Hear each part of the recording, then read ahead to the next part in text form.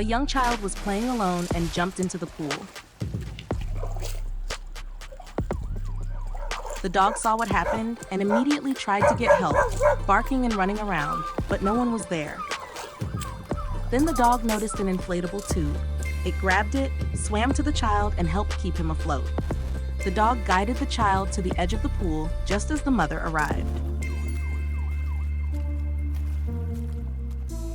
Thankfully, the pool was designed for children, so the child was safe, but the dog's intelligence and quick thinking were truly remarkable.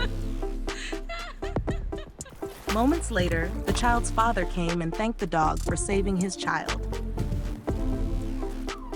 Good boy!